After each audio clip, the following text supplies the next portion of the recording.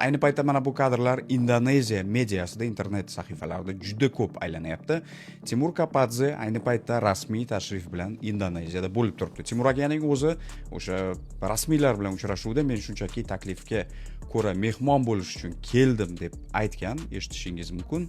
Hozir qatnashayotganligimda balkim kimlardir ko'rishib gaplashish ehtimolim bor. Hozir bir narsa qiyin.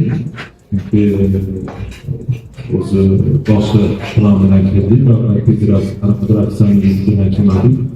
Biz mehmonga chiqishimiz uchun Indoneziyani ham boshqa xalqni ham yaqindan ko'rib keldik. Shunaqa keldik.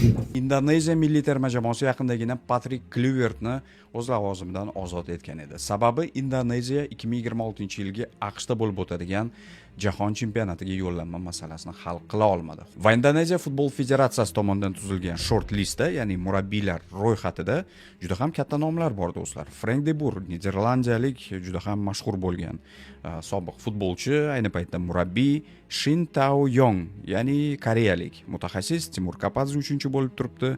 Boyan Hodak, xorvatiyalik, Akira Nishino Yaponiyadan va Jesus Casas Ispaniyadan, oxirgisi esa Bernardo Tavares, portugaliyalik.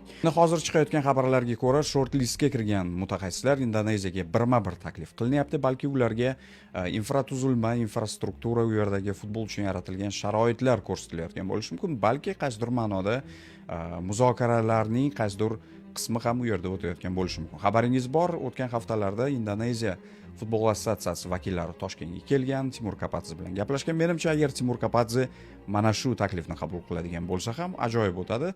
Chunki biz bilan yana kelajakda o'rtoqlik o'yinlari, balki bo'lib ham 2026-yilning mart oyida o'rtoqlik o'yinlarida ishtirok etish varianti ham bo'lishi mumkin.